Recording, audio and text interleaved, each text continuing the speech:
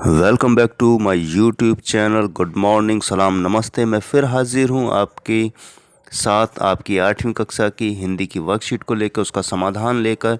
और worksheet number आपकी 24 है। तारीख है 17/12/2020।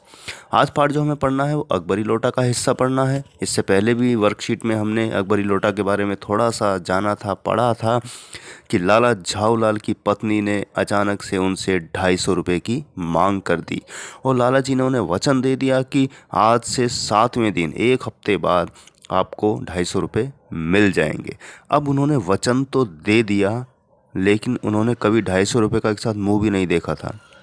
वचन देने के बाद वो फंस गए, करें तो क्या करें। इसी उधेड़-बुन में कुछ समय बीत गया। अब उन्हें अपनी मान सम्मान और इज्जत का प्रश्न था, सवाल था कि अपनी इज्जत अब कैसे बचाई जाए अपनी ही पत्नी से। आइए बढ़ते हैं आगे।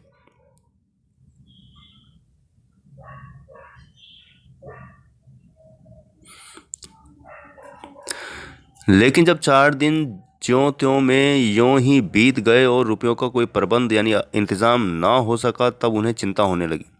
प्रश्न अपनी प्रतिष्ठा का था, अपने ही घर में अपनी ही साख का था।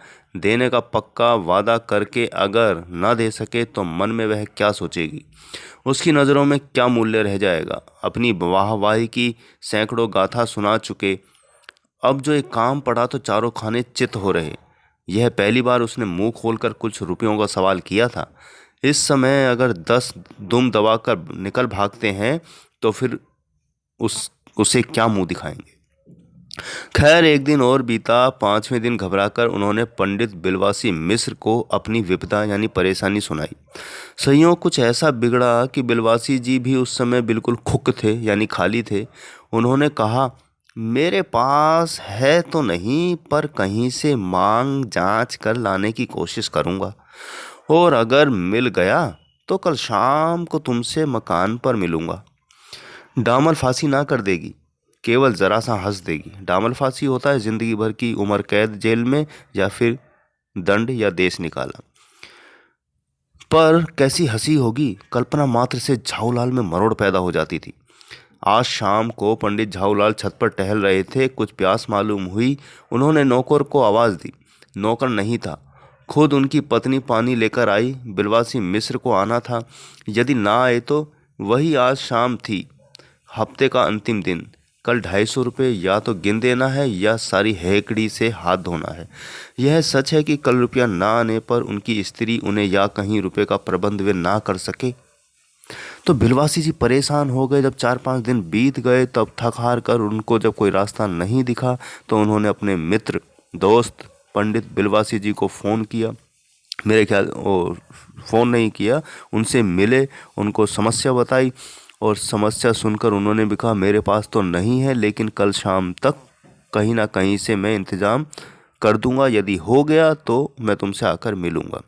तो इसी उधेड़-बुन में सोचते रहे, चिंता सताती रही। लाला झाऊलाल को अगर पैसे ना दे पाया तो सारी हेकड़ी, हेकड़ी मतलब अकड़, निकल जाएगी। अगर प्रबंध यानी इंतज़ाम ना हुआ, डामल फांसी यानी कि कैद तो नहीं देगी ज़िंदगी भर की, लेकिन जो हंसेगी मेरे ऊपर वो मुझसे बर्दाश्त ना हो पाएगा। तो लाला झाऊलाल की चिंता अगली वर्कशीट में फिर पढ़ेंगे कि आगे क्या होता है। तो कुछ शब्दों के अर्थ जानते हैं प्यारे बच्चों।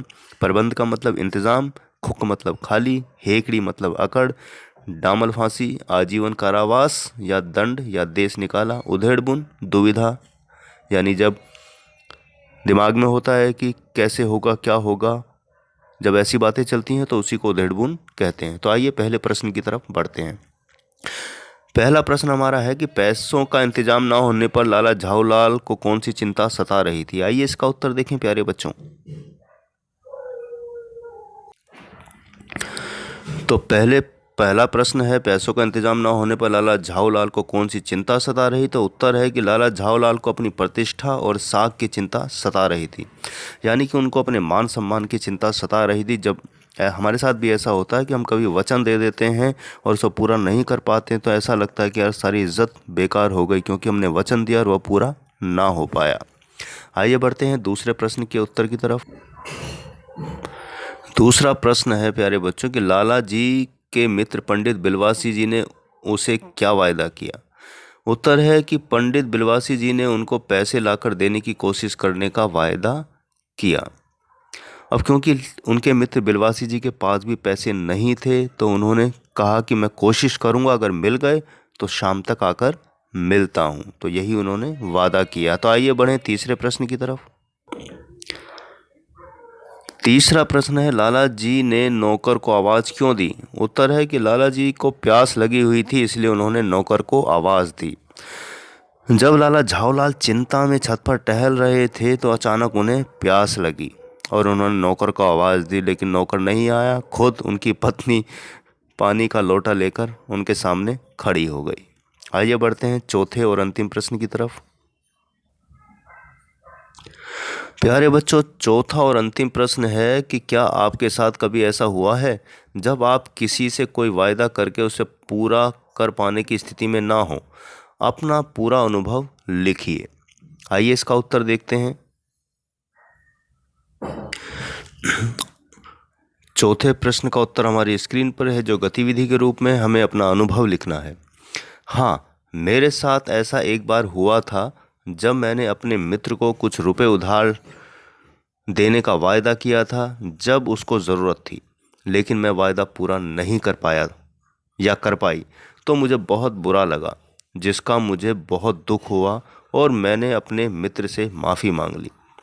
तो प्यारे बच्चों, हर किसी की ज़िंदगी में ऐसे अनुभव आते हैं जब आप वचन दे देते हैं लेकिन परिस्थिति यानी हालात ऐसे बनते हैं कि आप उस वचन को नहीं निभा पाते हैं। तो कोशिश कीजिए कि किसी को वायदा अगर करते हैं तो उसको पूरा ही करें, अन्यथा सोच समझकर ही किसी से प्रॉमिस करें, वादा करें, क्योंकि इससे सामने वाला उम्मीद लगा लेता है और जब उम्मीद पूरी नहीं होती तो उसे भी दुख होता है और आपकी भी प्रतिष्ठा पर आंच आती है। तो उम्मीद है प्यारे बच्चों आपको लाला झाऊलाल की चिंता सता रही होगी। तो देखते हैं, आप भी सोचिए लाला झाऊलाल जी के लिए आप क्या कर सकते हैं। पंडित जी तो इंतज़ाम कर ही रहे हैं, यानी उनके मित्र बिलवासी जी।